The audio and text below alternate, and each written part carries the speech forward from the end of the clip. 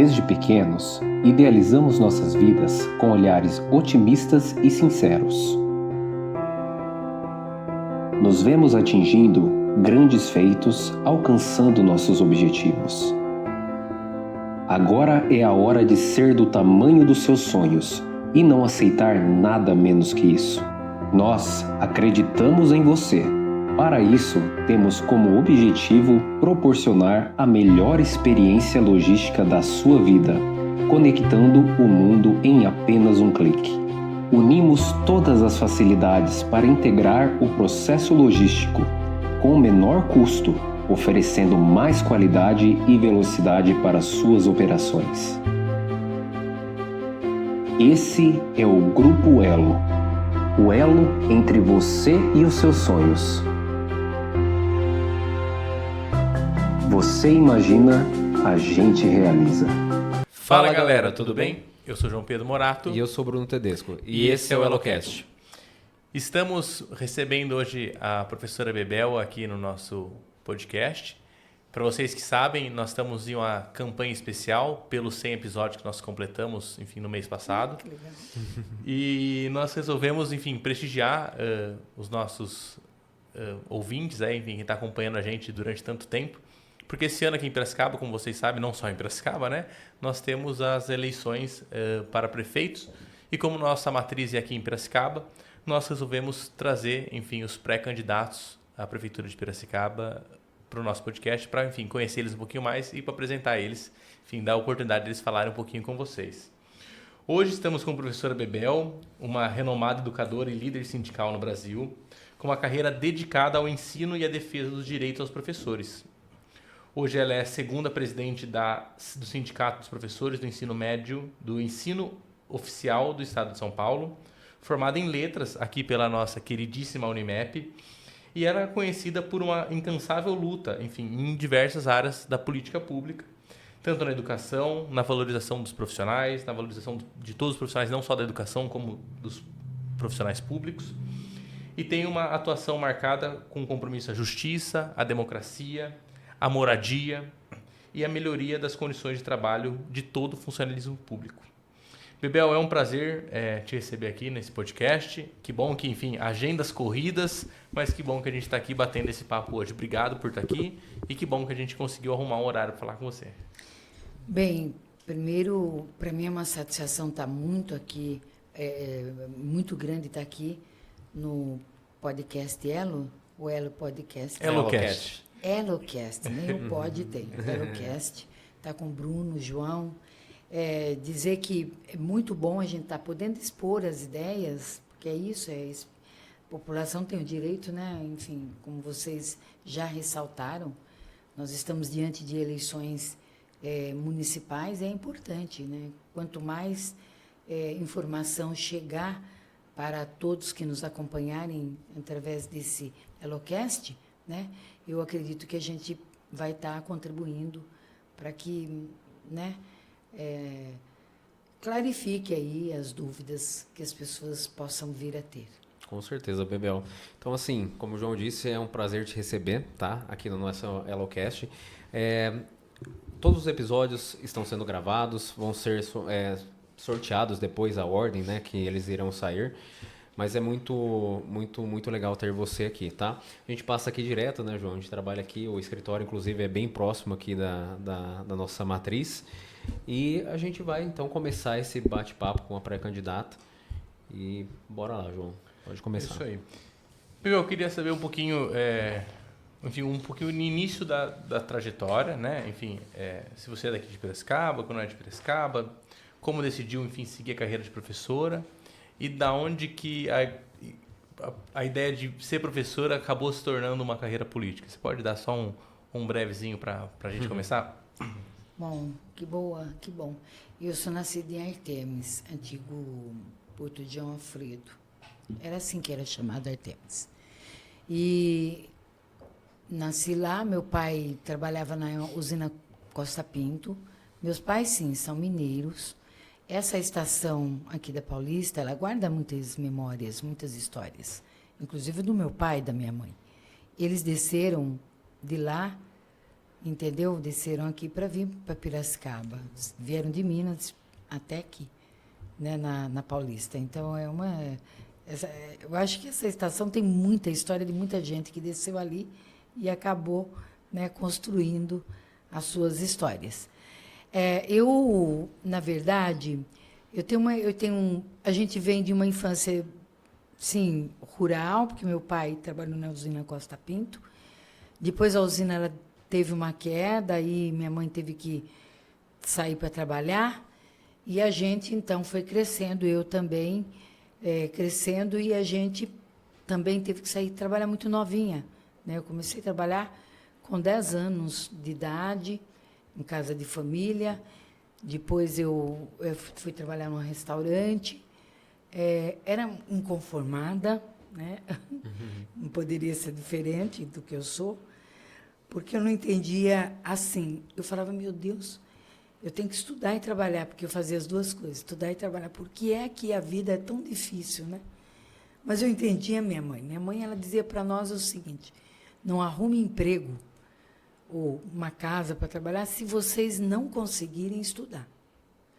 Porque eu não quero vocês sem estudo. Eu quero que vocês... Eu não tenho condições de dar, seu pai não tem.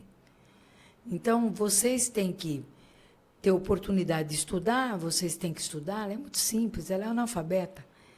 Porque a coisa mais dura é ser analfabeto. Você vê um monte de letra, você não entende nada. É cego, a gente é cego. E deve ser esse o sentimento. Sim. A gente não entende o que está. E eu não quero isso para vocês.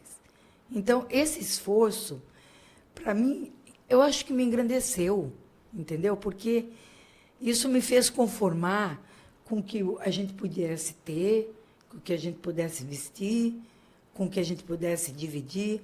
E eu estou emocionada, não é por nada, João, e nem Bruno. É exatamente porque a história da minha mãe é muito linda, né?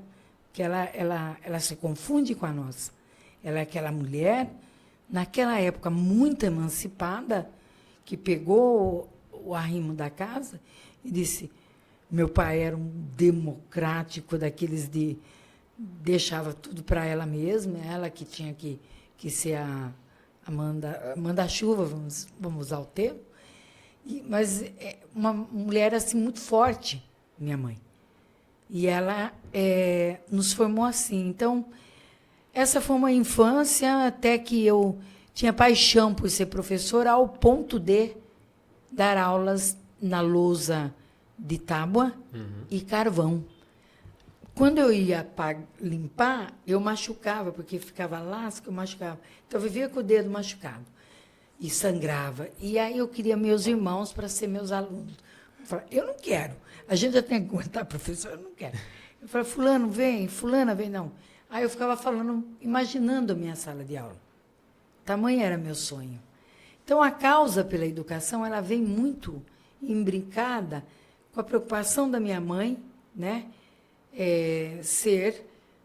Não ter tido escolaridade, mas, ao mesmo tempo, eu ali dizendo o seguinte: não, eu também quero fazer alguma coisa, né? Acho que indiretamente alguma coisa construiu no meu subconsciente de que eu devesse também um dia me tornar professora, e assim foi. Quando me tornei professora foi muito difícil, foi na gloriosa Unimep. Tinha as bolsas de estudo. Essa universidade, ela é cara para nós, a perda dela, não é só porque, tá? É a Unimep. A perda dela é cara porque ela atendia muitos projetos sociais. Sim. E eu pude estudar aí porque eu tive bolsa de estudo. Uma parte. Depois aí eu entrei pelo crédito educativo, paguei um pedacinho da bolsa que eu devia para a Unimep, que era pouquinho que eles cobravam. Paguei e fiquei até o final do curso de letras no crédito educativo, né? Então, quando eu ouço falar do ProUni, de todos esses programas que deram a oportunidade, que o presidente Lula, quando então o seu primeiro mandato garantiu, né? E o Fernando Haddad era o ministro da Educação, é algo assim mesmo para você ficar maravilhado, porque eu encontro prounistas assim, maravilhado. E eu encontro os unimepianos também, muitos com histórias similares às minhas. Do tipo, eu não tinha condições, mas a Unimep dava uma bolsa, ou a gente fazia um trabalho lá dentro. Então, ela tem esse caráter também social, e tem um caráter também, no momento de ditadura, a democracia também era grande bandeira, não se esqueçam. Nós tivemos nada mais, nada menos que Elias Boaventura, né, que foi o reitor da Universidade Metodista aí, e para nós foi isso. Então, estudei na Unimep, fiz letras, depois fui dar aulas. Aí, né, nesse desafio de dar aula, eu pegava os textos das crianças, e eles eram disléxicos. Falei, gente, como é que eu vou resolver isso? Minha mãe do céu. E tinha também a letra espelhada, ou seja, tudo ao contrário. Mas aí, um pouco mais para frente, a gente vai ver que a Emília Ferreiro vem e diz, não, letra espelhada não é problema de deformação na alfabetização. É um processo de alfabetização. É como a criança ainda está desenvolvendo o processo. Sim. Então, beleza, essa área limpou. Mas a dislexia era tratada como um problema que não se sanava. Aí eu fui fazer psicopedagogia. Aí descobri que a psicopedagogia era muito individual, né? Eu ficava muito no indivíduo. Falei, não, eu vou fazer mestrado em gestão educacional. E fui fazer. Eu acho que fazer o mestrado de gestão é que me deu assim, um caráter mais amplo da educação, desde a sala de aula, a gestão, o financiamento, né? E a relação mesmo com o mundo, a sociedade. E lá no MEP você tinha bons, excelentes professores, e você sai, né, muito bem formado, tanto que fui conselheira do Conselho Nacional de Educação, né? Lá você não tem quaisquer pessoas, assim, não estou falando que é qualquer pessoa, mas não é lá você tem PhDs, né? Você tem pós-doc, você lida com esse grau de formação. Então, para mim, foi praticamente uma outra formação, ficar 8 anos no Conselho Nacional de Educação. Lá eu consegui editar, né, duas diretrizes, assim, um monte de resoluções e pareceres. Pareceres vinham um monte. E tudo que era da causa dos professores vinha para mim. Que era distribuído, eles falavam, Bebel, tem um perfil. Ou então, se era, por exemplo, você participa também, porque como é o Conselho Nacional de Educação? Você tem a Câmara de Educação Básica e a Câmara do Ensino Superior, depois que, em 2 dias, se reúnem as 2 câmaras, num dia, para debater, e fica todo o Conselho Nacional. Então, eu vinha para mim, era, às vezes, sorteado demandas das universidades. E eu tive que estudar muito. Entendeu? Por exemplo, mais médico, eu tive a honra de estudar grade para a formação dos mais médicos.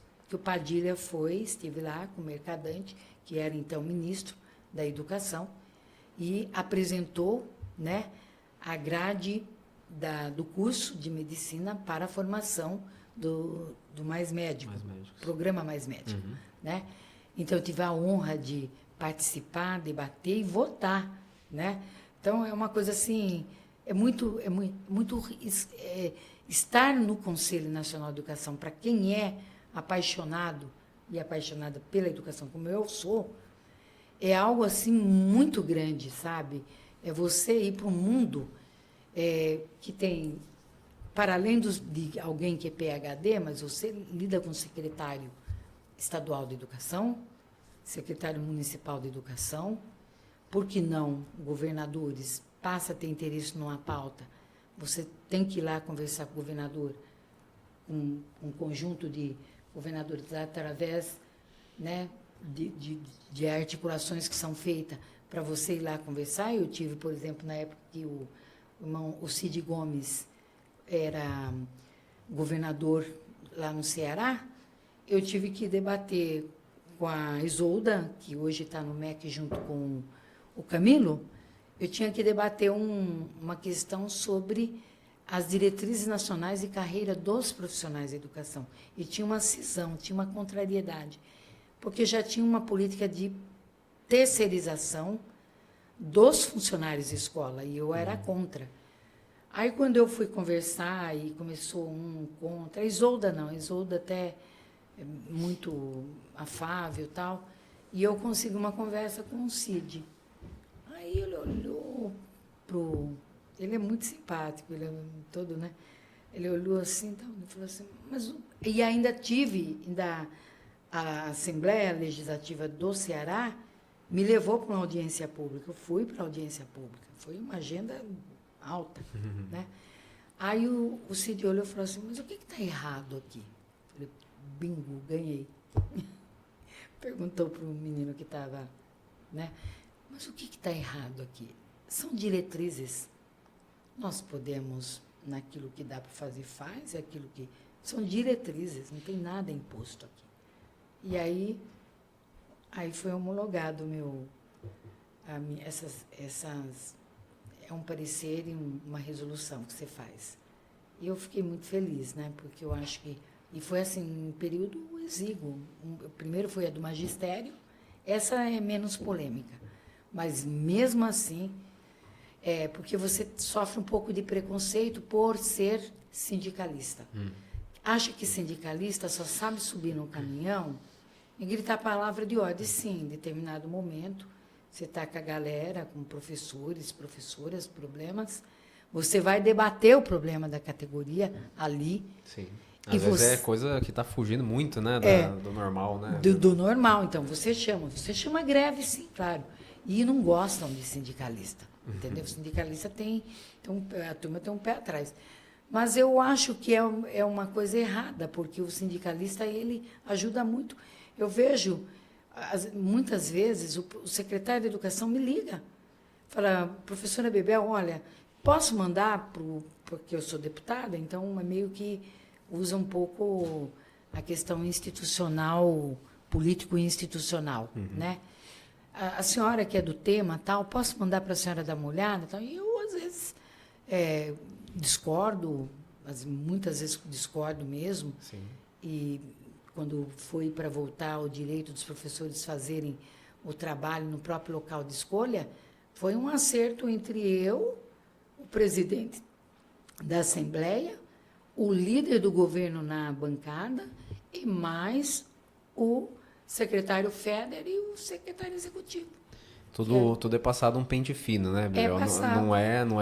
Não é só uma assinaturazinha, não. Então, se eu estou na Paulista, lá lutando, às vezes, e vocês vão ver muitos vídeos, acho que tem mais vídeo assim, assim, mas tem esse outro lado que a gente também faz a conversa. Abrir uma mesa de negociação, você vai para a mesa. Isso é questão, como é que eu falo?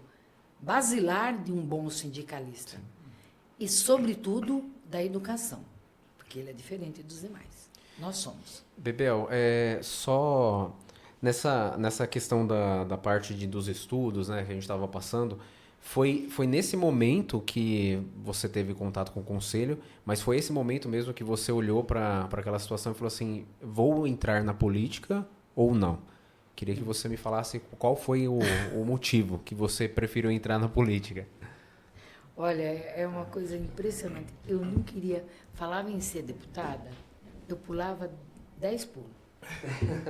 Eu não quero, vocês estão malucos. Eu gosto de movimento social, eu gosto de... Entendeu? Depois eu vou ficar... não. Aí um dia, antes do presidente Lula ser preso, foi 2016, e o PT passou por um processo de criminalização horrível, e foi aquela coisa meio difícil. Eu falei, acho que eu vou pôr meu nome. Eu até tinha passado meu domicílio para lá, para Sem Águas. Por lá, acho que vou sair candidata a prefeita lá. E pensei, em Águas São Pedro. Aí pensei, que o presidente Lula ia aprovar. Ele estava sem mandato, mas estava com todos esses problemas já. Em 2016, eu estou falando. Já estava impeachment a Dilma, todas essas coisas. 8 anos aí a gente está falando, né? Nós estamos falando de 8 anos. Aí o presidente Lula falou assim, eu falei, ô presidente, eu fui, ele chamava a gente lá no Instituto Lula, marquei uma conversa com ele, falei, vamos conversar um pouquinho, vamos. Estou pensando em sair candidata a prefeita lá em Águas de São Pedro. Ele olhou para mim e falou, aonde? Prefeita aonde? Águas de São Pedro. Ele falou, você não vai ter 200 votos? Eu falei, não é bem assim não, eu não sou, não é assim não. Porque minha família ficou erradicada lá e a gente tem um nome lá. Meu irmão é vereador, praticamente faz o coeficiente eleitoral sozinho. Ele faz, entendeu? Construir, é um nome construído, quer dizer, não é dinheiro, é construção de vida, de história. E aí ele falou assim, você não vai ter 200 votos? Falou para mim. Eu falei, olha, se eu fosse senhor, eu não me desafiava, não. E aí ele ficou muito nervoso, sabe, gente? Ele ficou falando assim, aí ele buscou o Padilha, buscou o Haddad um dia, pôs o Haddad do meu lado e ele. E ele falou assim, aí na frente do Haddad, ele falou, essa aqui para brincar comigo, né? Ela está querendo ser prefeita em Águas. Eu quero que ela seja deputada federal. Ela tem que ser deputada federal. Eu falei, eu federal não quero, não. Eu não saio do meu estado, eu tenho minha categoria, eu gosto, tá? Não quero. Ah, mas você quer ser prefeito em Águas, você vai sair da sua categoria. Eu falei, não, o senhor acha que Águas é pequeno, mas Águas é grande. Águas de São Pedro é grande. Porque ela é uma cidade que ela até é internacional, em certo sentido. Era um condado de Mônaco, praticamente. Eu não vejo assim, não. Mas, em todo caso, estou pronta para ouvir. E, nesse interim, ele usou uma frase que aí me deu arrepio. Que é a minha opinião, a última que eu dou. Se você ganhar, você ganha pouco. E se perder, vai perder muito. Falei, gente do céu, e agora, José? Aí o Fernando Haddad olhou para mim e falou assim, se eu fosse você, eu via ele. Aí o Padilha marcou outro dia uma conversa, olha, como é que está essa questão? Eu falei, olha, eu acho que eu declino, mas eu não vou ser deputada estadual, federal, não. Eu vou ser estadual, porque eu não largo minha categoria. E vim ser deputada estadual. Então, eu acho que esse momento do PT, pelo que ele passou, me empurrou para talvez sair candidata para fazer o debate, essa coisa toda, para não deixar aquela coisa. Mas acho que acabou me levando por um bom caminho, porque eu também não entendia o legislativo direito, via de fora, por dentro. É uma arte de fazer política enorme ali dentro. Ali, se você articular bem com os pares, vai ter, sim, ideia diametralmente diferente, totalmente diferente da tua, vai, com certeza. Mas tem pontos que eles unificam e você chega junto com os deputados. Fora as audiências todas que a gente vai construindo. E muita coisa minha eu vi real, entendeu? Então, você fala, não, eu acho que hoje eu tenho eu falo, não estava certo. Eu acho que naquele momento, de fato, né? E agora eu estou sentindo a experiência que eu te disse.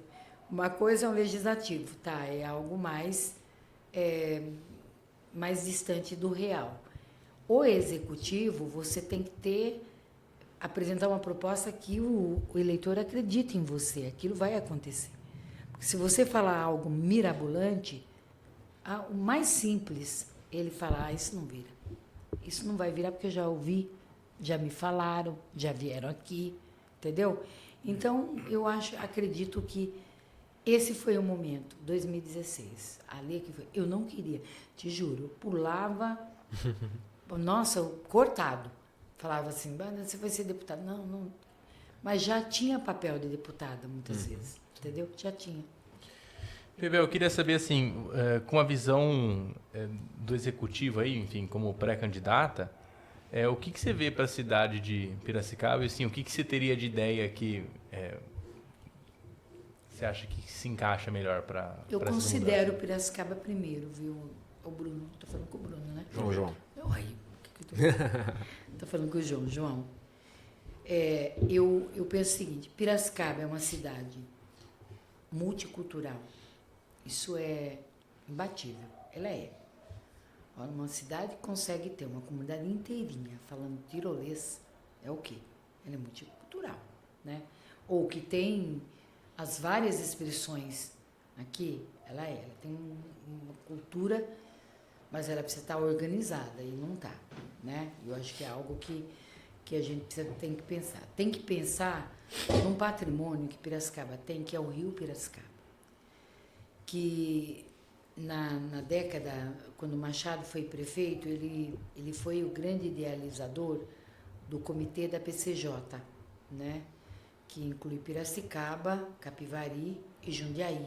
Ele criou o Comitê das Bacias e esse comitê, então, ele ficou responsável por discutir as políticas do Rio Piracicaba, né?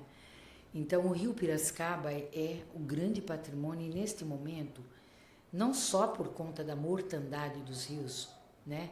Mas também, sobretudo, porque isso acabou tomando, né, um ruído eleitoral, político-eleitoral, mas eu acredito que a briga pelo Rio Piracicaba, pela garantia, né, de política, desde a política nacional até a estadual e a municipal, de a gente ter a garantia de que o Rio Piracicaba, né, ele seja um rio, assim, não acho que a gente vai voltar no passado, porque eu estava dizendo numa entrevista agora, eu sou daquele tempo que eu passava com ônibus e a gente via as cascatas, que é chamada Noiva da Colina, né? É véu da noiva. Né? É isso. É a exatamente. Noiva da Colina, de tão linda que era, assim, de tanta água que descia. Sim. E era aquela... Vê se você vê isso mais, não vê. Isso foi fruto de todo um processo depredatório. Tá né? fraquinha, né, coitado? Tá fraquinha, e isso. Nem noiva E tem eu me mais. lembro, e a saída da época, eu me lembro que, as empresas estão usando os biodegradáveis, né? Que foi ledo engano, porque continuou jogando rejeitos no rio. Então a gente tem que fortalecer, né, esse patrimônio que é o Rio Piracicaba, é a identidade da cidade, né? Isso é importante. O Parque Industrial de Piracicaba é de fazer inveja, né? Ele é, como é que eu diria, robusto, né? Mas eu acredito que pode ser mais do que é. Tá? As pequenas e médias empresas, ou as empresas, os comércios de bairro, eles têm que ser fortalecidos. Eu tenho andado pelos bairros. Você vê o cabeleireiro, você vê o supermercado, você vê as frutas, como é que eu falo? Os hortifrutis, né? Os hortifrutis. Você vê tudo acontecendo no bairro, mas também não está com protagonismo. O bairro hoje está invisível, tá? Eu acho que isso é a ausência, né, de ter uma articulação entre a gestão e os bairros. O bairro não é que ele tem que sobrepor aqui ao centro, não é disso que eu estou falando. É que Piracicaba é toda ela, né? E os bairros são nos bairros que as coisas acontecem. Se você cria um emprego lá, o trabalhador vai ficar lá. Então, por isso que você tem que ter esse olhar de induzir, né, o comércio nos bairros. Porque aí a mobilidade urbana, que é um grande problema que nós estamos enfrentando, ele também é algo que você diminui um pouco a intensidade, mas não resolve. Vai ter que também ter um olhar preciso para a mobilidade urbana. Nós temos que também repensar, porque, veja bem, foi na era de um prefeito que ficou 12 anos no poder, eu prefiro falar assim, não foi o prefeito Machado, né? Porque o Machado teve 2 mandatos, também. Esse teve 12. E mais o outro que teve... Não, é 12 contando o outro. Eu acredito que A inversão do plano diretor, eu acho que levou uma ruralização, né, do urbano. Você pode até ter uma política de extensão do centro, claro que tem que ter, mas não ao ponto de levar para urbano para a área rural, né, e criar dificuldades depois para você ver os condomínios lá longe para vir trabalhar Piracicaba com buracos urbanos. Mas será que, muitos falam assim, mas será que não é um pouco de que, porque o centro, não, eu acho que o centro tem que ser povoado, você tem que ter, ocupar os espaços urbanos, né? Tem prédios, tem terrenos que o dono não paga o IPTU, gente, poxa vida, já é propriedade da prefeitura. É construir moradias através do... Hoje o Lula tem até a faixa 3 ou 4 do Minha Casa Minha Vida. Em alguns locais você pode fazer assim, em outros você faz faixa 1, mas tem que povoar esse centro. Esse centro não pode ficar assim como está, sob o risco de a gente ver o que acontece no Centro Velho de São Paulo, por exemplo. Né? Você tem uma Cracolândia. Eu não sou, olha, pelo amor de Deus, eu não sou preconceituosa, mas você culpa os usuários de estarem naquele terreno? Eu não culpo, é o que sobrou para eles. Porque está ali vazio e não tem emprego, não tem um programa que abrace. Por exemplo, o Fernando Haddad teve o Braços Abertos, né? Mas parou. E a gente pode correr o risco de ter isso em Piracicaba. Face os buracos urbanos que nós temos aí, né? A praça, eu acho que ela também precisa, então, você precisa ter uma política também de revitalização do centro e de todo o patrimônio, cadastrar todo o patrimônio histórico que Piracicaba tem, porque tem, tá? Sim. A Rua do Porto, que foi uma grande sacada, de novo, eu tenho que falar, foi o Machado. É um projeto, o Beira Rio é dele, tá? E que depois hoje é um espaço de avanço econômico. Sim. Agora, precisa estar melhor cuidado, tem que estar revitalizado. O Engenho Central, a desapropriação, quem fez foi o governo Machado. Está lá. E instituiu a Festa das Nações. Todo ano a Festa das Nações acontece lá, mas quando eu entro lá e vejo aqueles vidros tudo quebrado, falei, gente, por que não revitaliza? Por que não investir aqui, né? Porque é um espaço inteligente você ter o patrimônio cultural e histórico, mas ao mesmo tempo de gerar economia. Eu fiz o congresso da PUESP lá, debaixo de uma tenda, com 2.000 professores. E foi espetacular, ainda que foi tenda. E os grupos aconteceram naqueles espaços mais esparsos. Mas se num daqueles galpões, você faz um grande auditório para ser um centro convencional. Você imaginou quantos, não falo só associações sindicais, eu estou falando de empresas que podem vir se reunir em Piracicaba e junto com isso você lutar pela regionalização do aeroporto Pedro Morgante e ter um crescimento. Você imaginou o quanto que Piracicaba pode dar, mais do que ela dá, em termos de crescimento econômico? É verdade, a CIP tem um projeto espetacular, né?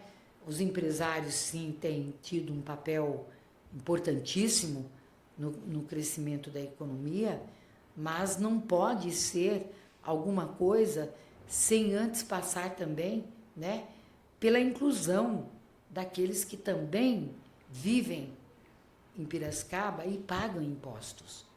Eles precisam ser incluídos. O direito à cidade, né, o Estatuto da Cidade garante o direito à cidade. E o direito à cidade é de todos. E com Sim. qualidade, não com qualidade para um. Como eu estava ontem na comunidade de Canaã, você vê barracos, João, de papelão, de madeira. É esse tipo de... Mas eles não querem sair de lá. E estão correndo o risco de sair de lá.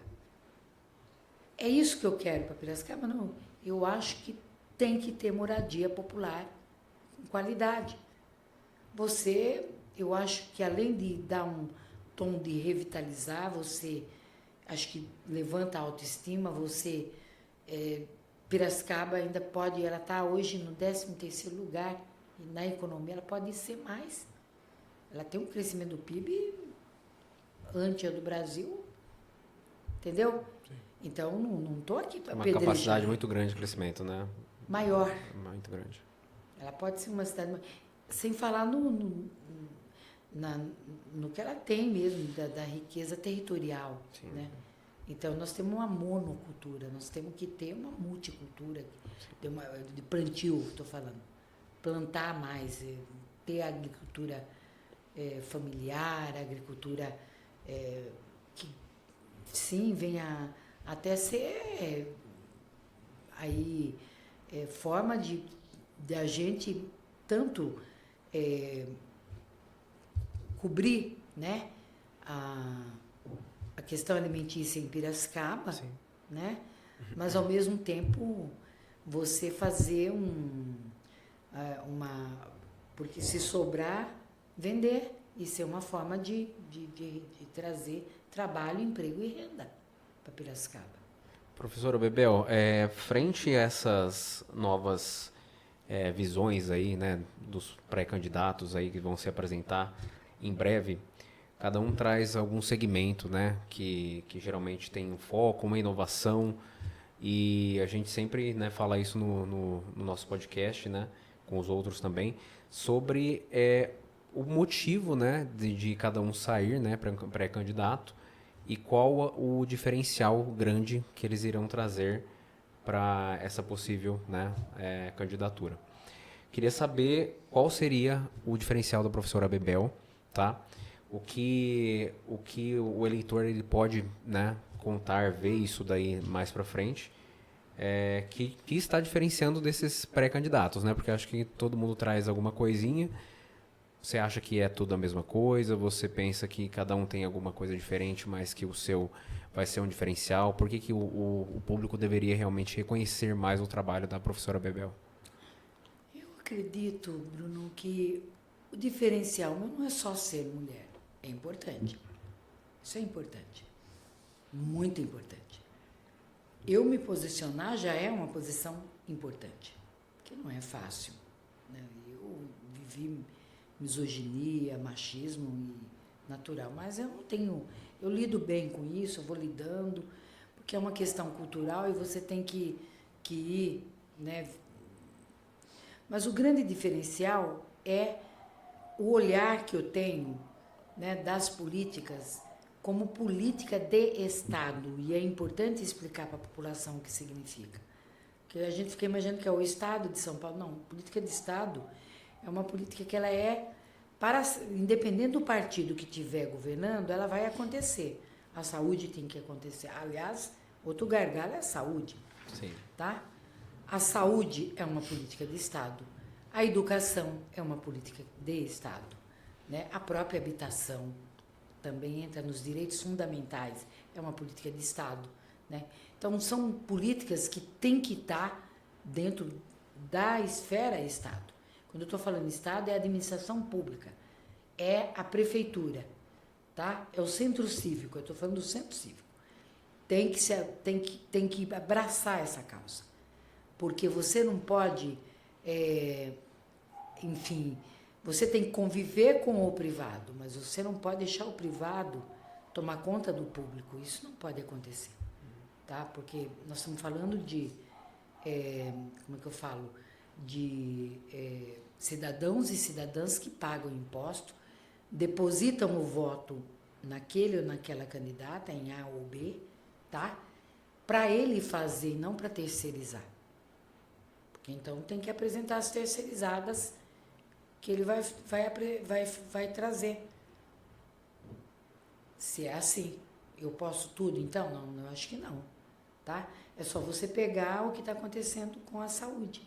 Está gritante. Falta de vagas, má gestão, né? Por isso está todo mundo correndo pegando médico. Eu tenho certeza que eu peguei o melhor médico. Foi um médico que já geriu, que coordenou as UPAs, que teve um compromisso intenso com a camada mais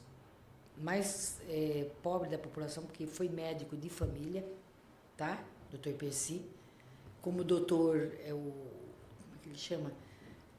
Que é do PCdoB, também ele tem esse trabalho de médico de família.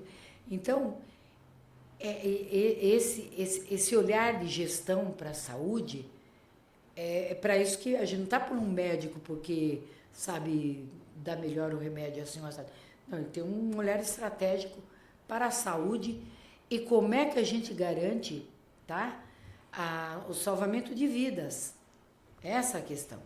E caminhar numa perspectiva, porque você veja bem, eu tive com o prefeito Luciano, até porque, como deputada, a gente pode estar, era num período que a gente podia estar, até 5 de julho podia estar, Sim. né? E foram inaugurados 5 unidades de saúde de família, tá? E é interessante o projeto, e vem em verba do governo federal, como tem aqui do município, como tem do governo do estado. Ninguém está... Mas é interessante porque trabalha numa perspectiva de preventivo. Né? Bate lá na unidade de saúde da família, que se for algo preventivo, trabalha ali, você, na minha perspectiva, né, de gestão, eu penso em ter o esporte e lazer junto, enfim, a educação juntos, porque tem que caminhar numa linha de prevenção. Mas se não der, nesse momento tem que ser curativa, né? Então você tem que contratar mais médicos, não tem jeito. E o programa Mais Médico, ele é federal. Vieram para cá 44 médicos agora, na gestão Luciano, vieram. Né? Tanto que eu estava numa USF que tinha médico da família. Né? Do programa, aliás, do programa Mais Médico. Né? Então, vieram, mas está faltando mais. Então, nós temos que ir lá e pegar mais médicos. Né? Está faltando médico. Eu acho que não é por médico para trabalhar mais horas. Isso não dialoga com a necessidade de a gente poder garantir para o médico também uma qualidade no trabalho dele, porque não é triplicando, não é permitindo, como uma gestão aí permitia, não sei quantos de hora extra, né?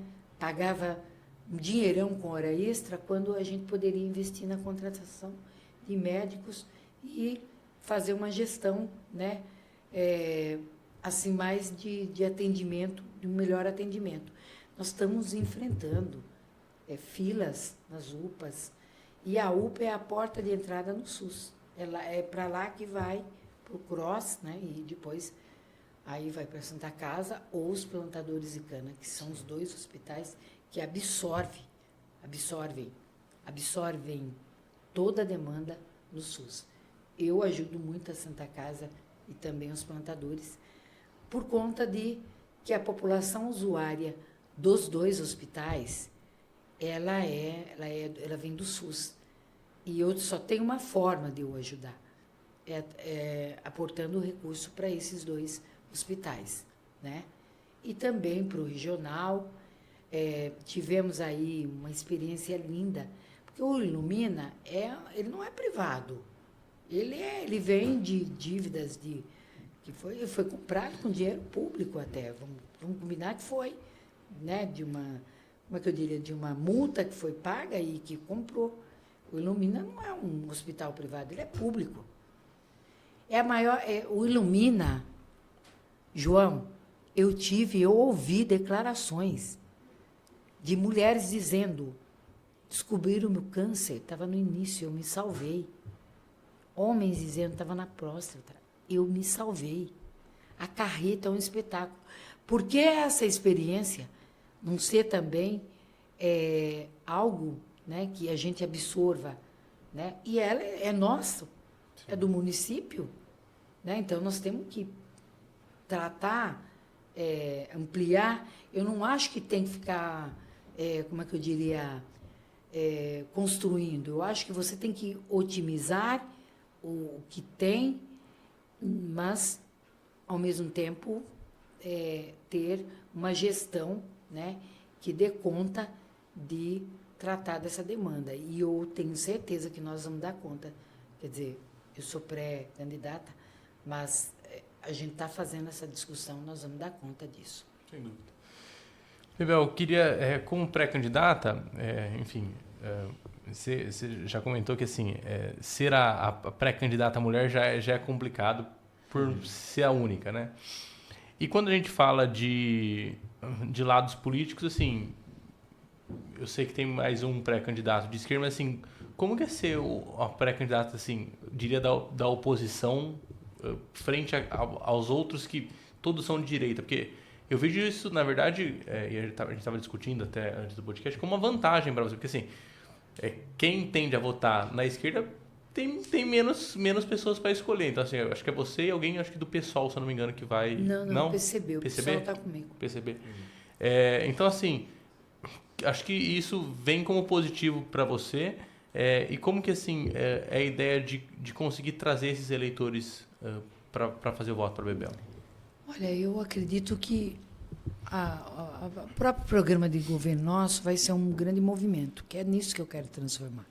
Não quero um programa de governo burocrático, que, enfim, fique lá, eu vou lá e coloco no cartório e cumprir o pré-requisito. Não é isto. Transformar no movimento, né? Eu acho que esse é um diferencial. Porque quem é do movimento, eu não vou falar de esquerda, progressista. Não dá nem para falar em esquerda no momento em que você está lutando para ter um estado de bem-estar social. É isso que a gente está lutando. Sim. Nós não estamos lutando para mudar regime político, nada disso. Nós estamos lutando para ter um estado de bem-estar social. Que você, como empresário, e qualquer empresário, eu tenho certeza, que você não fica confortável em ver uma criança no farol pedindo para comprar uma bala, ou você está comendo, alguém vê uma criança para comprar um chiclete, uma coisa. Não acho que você fica bem com isso. Isso primeiro começa por aí. Então, eu acho que estar, né, nesse campo progressista me dá a chance de dizer o seguinte, olha, eu sou capaz de demonstrar que se entregar, se tudo for privatizado, o que sobra então? Para que a gente elege um prefeito? Para que a gente elege vereadores? Então, houve um tempo que a gente ouvia, né? Não, eu não sou político, eu sou gestor. O Dória foi eleito com essa insígnia, né? Com essa fala. Não. A política é necessária, ela é boa, desde que bem, como é que eu diria, bem usada, que ela não seja usada para coisas ruins, ela é boa, a política é boa, né? Aliás, não se faz nada se não for através da política. Não tem como, né? Você não tem partidos políticos no Brasil, né? Ou aqui em Piracicaba tem, à toa. Você tem porque representam projetos, propostas. É essa a questão. Então, ser progressista nesse contexto e com PCB fora, mas direito, né? Eu acho que isso me dá tranquilidade de fazer o debate que eu acredito. Eu não sou obrigada a acreditar, assim como quem é progressista, do campo progressista, não é obrigado a votar só num projeto A ou B, os dois de direita. O Partido dos Trabalhadores, ou a Federação Piracicaba Esperança, Brasil Esperança, tá? Ela tinha que oferecer uma candidatura para Piracicaba para quem acredita que a ala progressista venha poder governar, como de resto já governou Piracicaba, e muito bem, através do prefeito José Machado. Né? E ele foi prefeito amigo das crianças pela Fundação Abrinq, foi premiado, o prefeito empreendedor, né? Então, ele teve políticas aqui. Muitos falam assim, mas você vai ficar... Não, eu estou trazendo um legado que é justo que eu traga. porque foi uma ala progressista. Eu acho que o Machado tem essa visão. Ninguém tratou na época como de esquerda, até porque ele transitou todo o campo, né? Que você anda, você vai na CIP, você vai em vários pontos, ele transitou. E eu quero aprender com ele, eu vou transitar também, tem que transitar, porque as coisas boas se fazem juntos. Não é estapeando. Se for assim, não é política. A política é convencimento também. Né? A política é persuasão. Ela não é coercição. Coerção não pode ser. Então, é dever. Eu acho que deveria... o campo progressista tinha que apresentar uma alternativa para quem acredita num campo progressista, né? E com propostas, obviamente. Com certeza. Quanto que está o nosso tempo, Isa? 50 minutos? Mais uma, né? Professor Bebel, a gente já falou sobre algumas áreas, né? Saúde, a gente falou um pouquinho mais da cidade. Eu queria que você falasse, acho que uma área muito importante que não poderíamos deixar de falar, que é como você vê a educação de Piracicaba nos próximos 4 anos, seja como pré-candidato ou não. Nossa, Bruno, você tocou no meu coração. Porque será, né? Eu tenho uma paixão pela primeira infância. É paixão isso aí. A primeira infância, ela é basilar para que qualquer criança e jovem se desenvolva ao longo da vida. E na luta pelo Fundeb, o Fundeb é um fundo de desenvolvimento da educação básica, com recursos de ICMS, enfim. Tem uma cesta de impostos que compõem esse fundo, né? E a gente lutou no Fundeb permanente na plena era Jair Bolsonaro, né? E nós logramos êxito, não por conta mas por conta a gente ganhou a cabeça dos deputados federais e dos senadores, para que o Fundeb fosse, primeiro, permanente e nunca mais tivesse, e se transformasse em emenda constitucional. Transformou.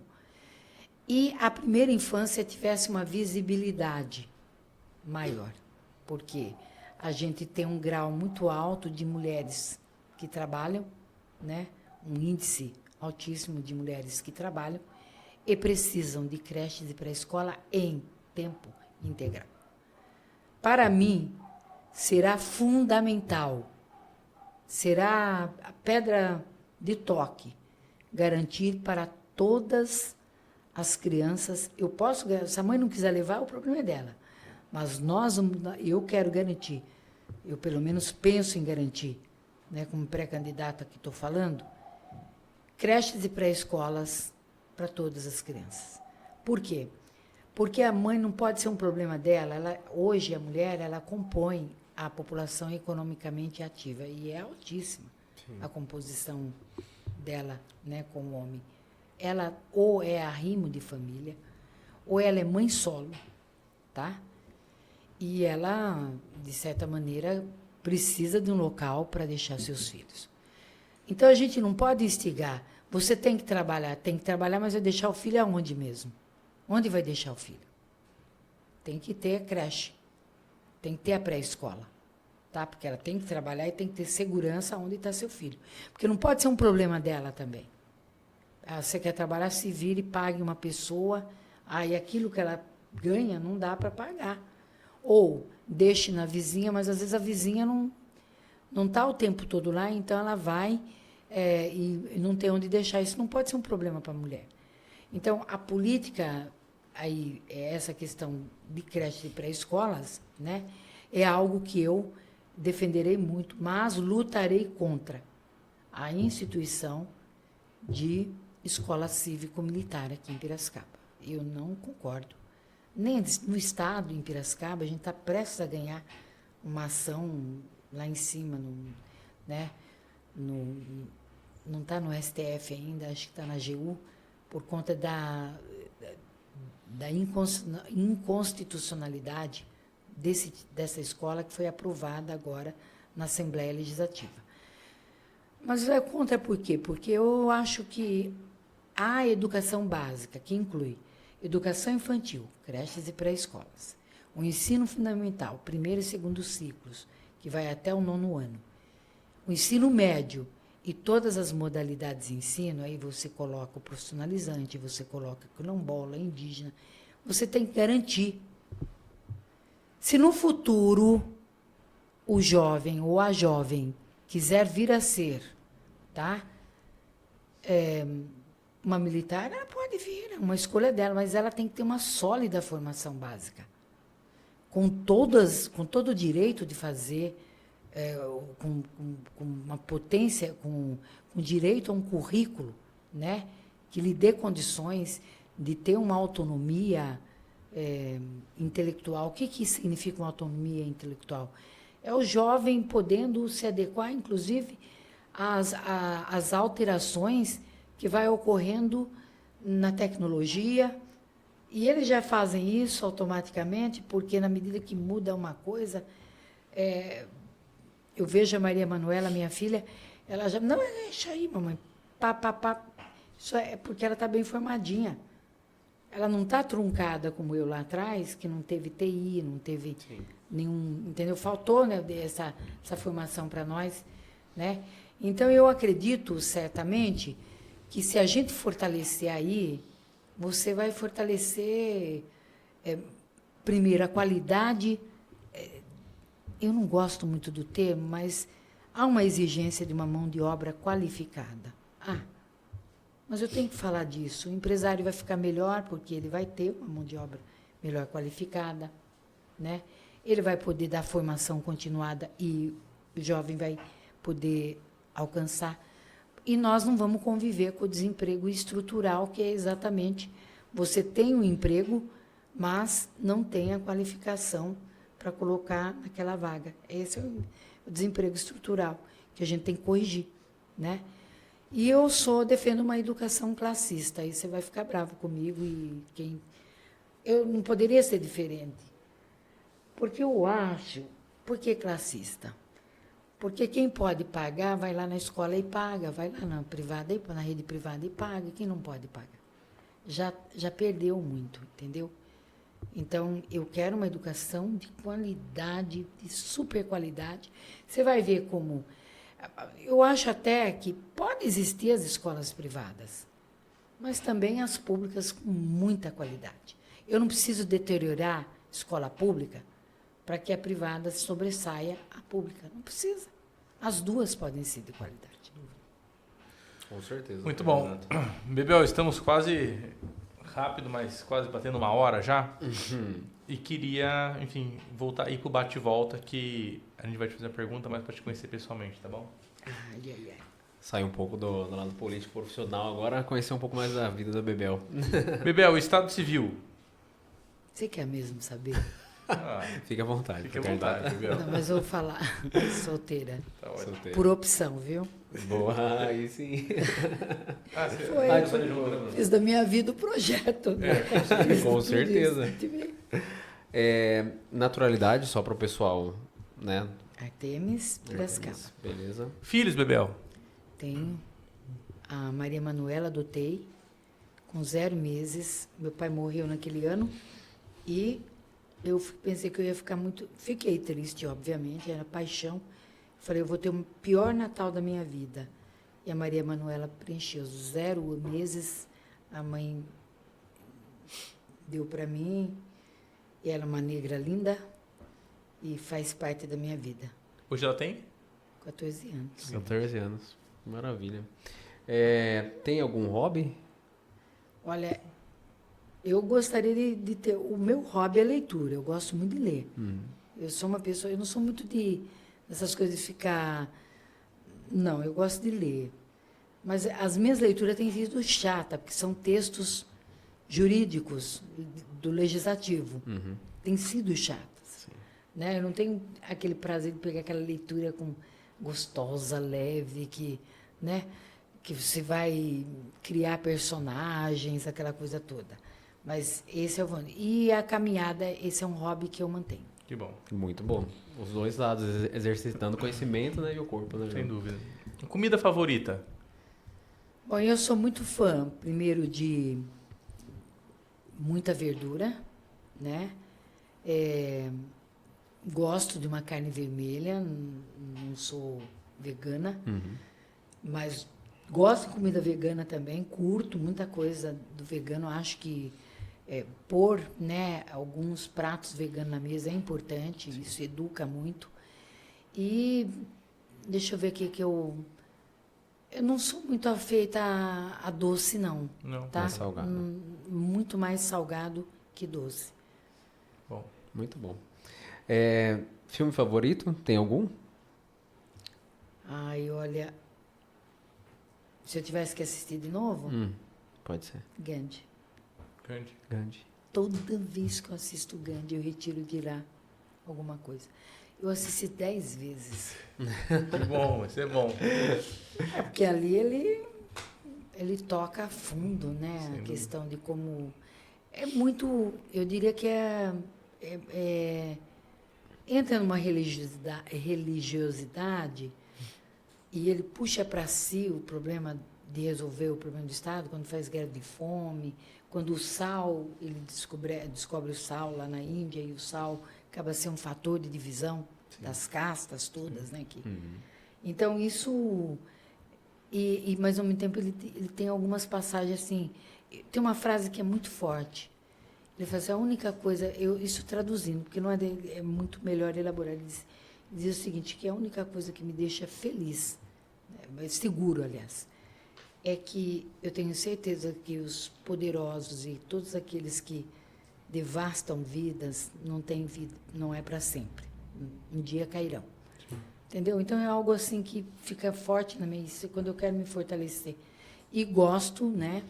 Esse é um filme. Leitura minha é o Fernando Pessoa, né? Eu sou fãzíssima do Fernando Pessoa. Tabacaria é o meu poema. E Graciliano Ramos. Muito bom. Esse é minha... Muito bom. É a pérola minha, assim. Tem algum estilo musical preferido? Acho que a música popular, claro, brasileira. Algumas eu não curto, mas de Chico Buarque, de Elisa, porque Elis não está mais entre nós, Sim. né? Mas também gosto, tem músicas de pagode aí, lindas. Eu estou curtindo a meninada, porque eu vou muito eu vou entender um pouco a batalha do hip hop. E eles fazem a batalha eu falei, gente, põe um pouco mais de coisa aí para fazer uma batalha, sei lá. Eu falei, não, professora, aqui é o nosso... Como é que ele fala? Aqui é o nosso, só sabe, né? A nossa vibe. Nosso estilo, nosso Nosso jeito. estilo. Galera gosta assim. Eu falei, então tá bom. Então, porque é uma coisa... Chega a ser, mas tudo bem, mas que é interessante, a rapidez e o raciocínio, né? Então eu tenho andado. O negócio é difícil, né? E eles têm regra, então quando eles vão sai da regra e parte pro abate pessoal e eles dão um sinal, quando tá legal eles fazem assim, entendeu? E eu vou curtindo ali, eu vou falar, estou começando a achar que é uma galera que precisa, é uma juventude que precisa ser potencializada. Eu acho que criar os campeonatos, né? Isso é uma coisa... Vocês estão perguntando, eu já estou pensando. Não, mas tá certo. Que bom. Vamos reservar um tempinho.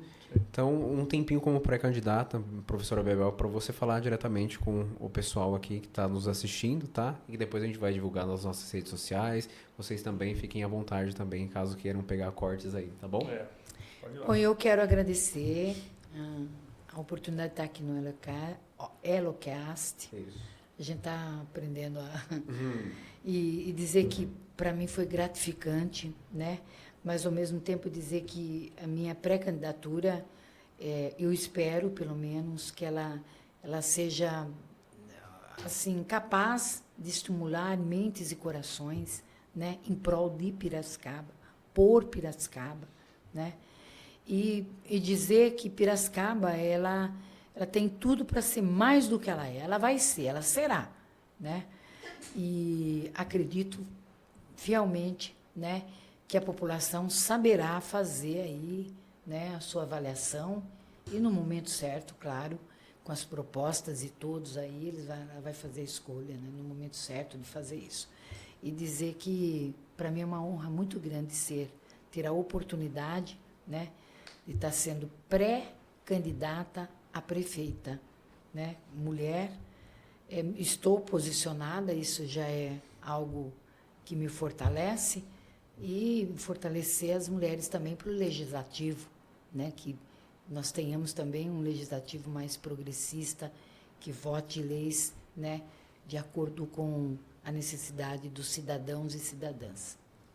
Professora Bebel, muito obrigado pela sua participação hoje no nosso episódio especial Elocast. Obrigado por dispor, né, aí da sua agenda, que a gente sabe que agora só vai aumentar, né, daqui para frente.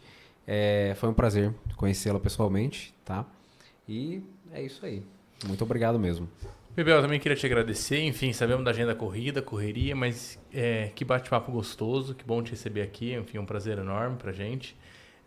Enfim, a única mulher, né, como pré-candidata. Então, assim, desejamos de verdade, enfim, boa sorte nessa campanha. Sei que é difícil, sei que é corrido, mas, enfim, são todos nossos votos aqui de coração. E obrigado mais uma vez por estar aqui com a gente. Muito obrigada mesmo, de coração, aqui na equipe toda do Elocast, né, todos que nos acompanharam, ou vai nos acompanhar aí através da divulgação que vamos fazer, nossa equipe vai fazer. E é isso, parabenizá-los também, Muito né? obrigado, professora. Porque é um espaço importantíssimo. Com certeza. Pessoal, vocês acompanharam a gente, enfim, ainda não sabemos que data que vai soltar, mas obrigado por acompanhar mais um bate-papo aqui com a pré-candidata Bebel. Até mais. Até mais.